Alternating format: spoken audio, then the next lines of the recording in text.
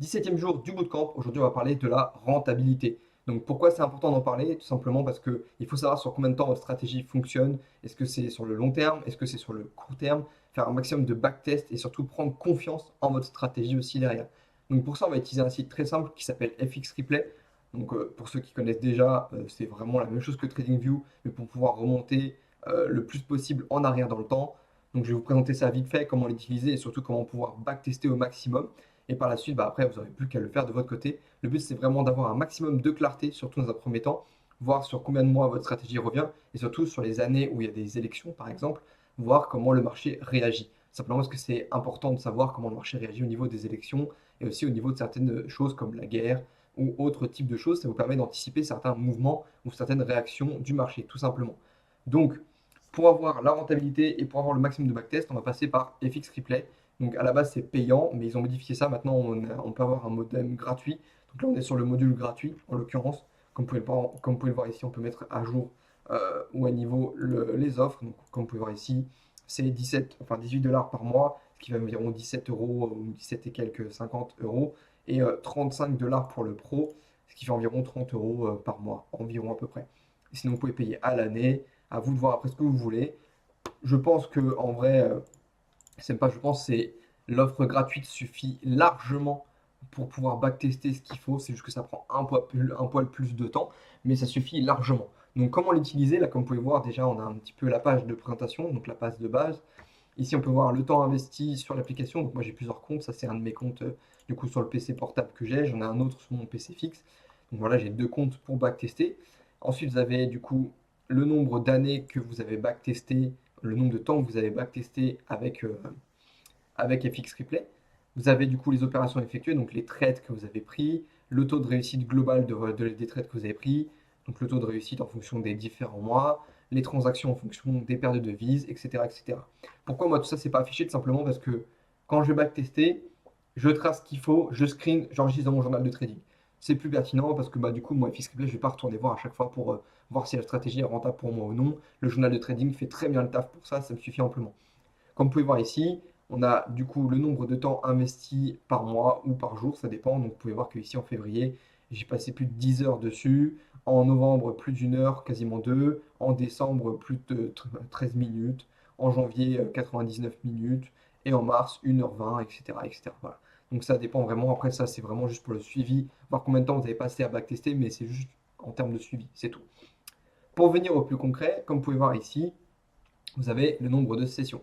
Donc vous pouvez avoir deux sessions sur le compte gratuit et vous pouvez mettre que du coup un mois de backtest. C'est ça le petit problème. Mais en soi, moi je trouve ça plutôt raisonnable, il n'y a aucun souci avec ça. Donc quand vous allez du coup vouloir avoir une nouvelle session, normalement on peut un peu plus, une demande du grade. Ok, bon tant pis.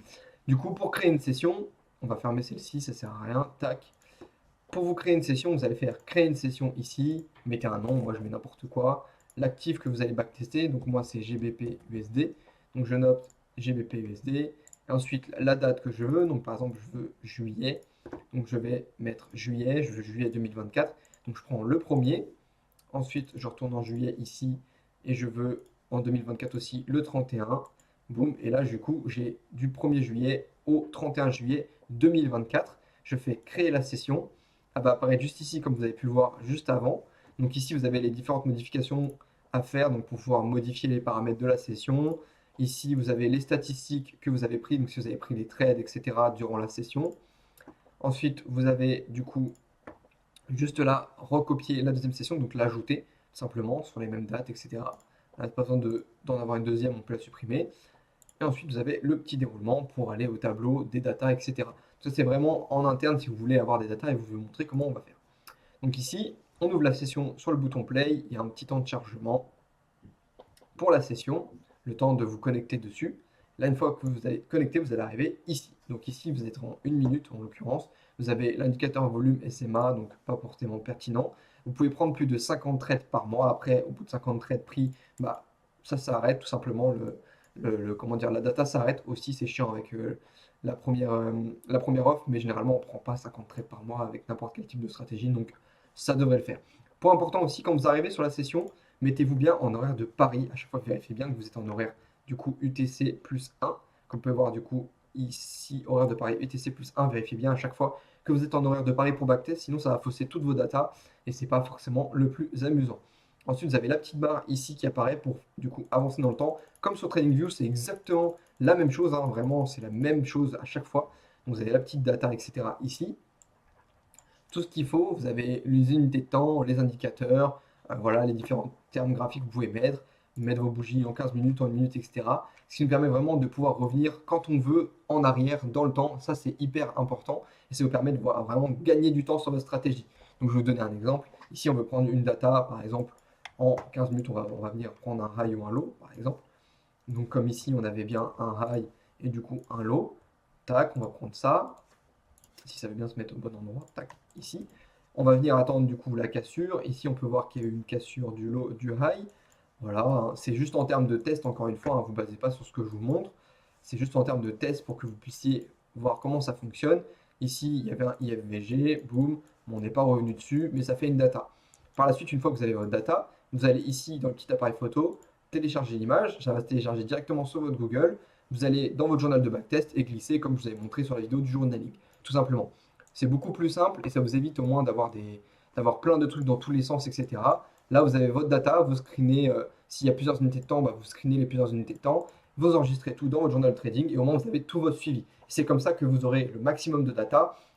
Le mieux à faire, c'est généralement quand vous avez déjà un semblant de stratégie rentable sur 1 ou 2 mois, que vous avez pris le temps de créer du coup via TradingView. Et là, ça va être vraiment le but de remonter en arrière pour voir si votre stratégie est vraiment rentable sur le long terme. Ça va surtout majoritairement servir à ça, FX Replay. Vous pouvez aussi vous en servir si jamais vous voulez backtester certains concepts en arrière pour voir s'ils sont cohérents et que ça marche parce que TradingView, au bout d'un moment, vous ne pouvez plus remonter en arrière, surtout en plus petite unité de temps. Et c'est pas très loin, je crois que c'est 1 mois maximum, donc c'est pas forcément le plus pertinent.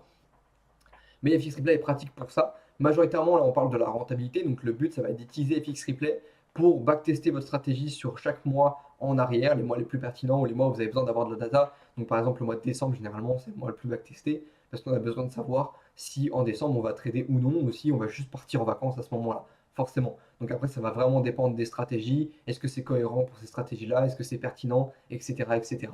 Ça va vraiment dépendre que des strats à ce niveau-là. Mais le but, ça va être vraiment de backtester pour voir si en décembre, c'est cohérent. Si les mois où il y a des élections, c'est cohérent aussi à utiliser ou non. C'est vraiment pour ça que la data va être créée et parlée pour vous. Ça va être vraiment d'avoir le plus de data possible, le plus de clarté possible pour savoir quand vous pouvez prendre du lèse ou quand vous devez être forcément devant vos sessions aussi. Moi, je sais qu'en décembre, c'est pas très pertinent jusqu'à une certaine date, généralement jusqu'au 15 décembre.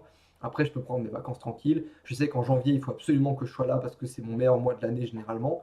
Donc ça dépend vraiment après de la data que vous allez récolter. Ça dépend de vous aussi, donc forcément, à vous de voir. Mais là, le but, ça va être vraiment de récolter un maximum de data via FX Replay. Comme je vous ai montré, c'est vraiment comme TradingView. Utilisez-le au plus simpliste possible. Allez sur les graphiques, prenez 1 mois à backtester, prenez vos screens, enregistrez le tout et un maximum de data comme il faut. Tout simplement. Ça marche pareil que TradingView, c'est exactement la même chose. Si jamais vous voulez prendre les trades, après vous pouvez prendre directement les positions. C'est-à-dire que là, vous faites acheter ou vendre, vous mettez vos lots et tout ce qu'il faut derrière, tout simplement.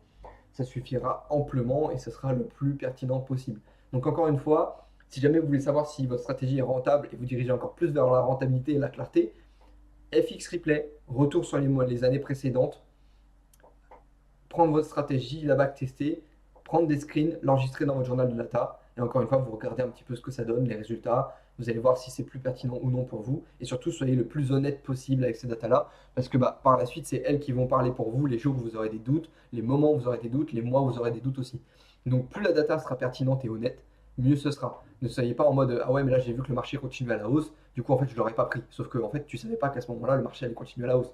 Si toi tu as respecté ton plan, que le marché continue à la hausse ou non, t'en sais rien. Et c'est ça qui compte. C'est-à-dire que soyez honnête un maximum sur votre prise de data. Plus vous serez honnête, plus ça sera pertinent. Moins vous le serez, plus vous allez vous faire piéger et avoir par la suite quand ça sera le moment de trader pour de vrai. Donc soyez le plus honnête possible avec votre plan. Si c'est un stop loss, ça sera un stop loss. Si c'en est un autre, ça en sera un autre, etc., etc. Mais soyez le plus honnête possible avec votre prise de data. Plus ce sera clair, plus c'est pertinent, etc., etc. Vous connaissez la suite et la chanson, tout simplement. Donc j'espère que c'est bien clair pour vous. Si jamais vous avez des questions par rapport à FX Replay, n'hésitez surtout pas en description ou dans les commentaires. Quoi qu'il arrive, il y a le Discord si jamais vous avez des questions, vous avez besoin de réponses par rapport à vos différents backtests. Et sur ce, on se retrouve pour le prochain jour. Ciao, ciao tout le monde.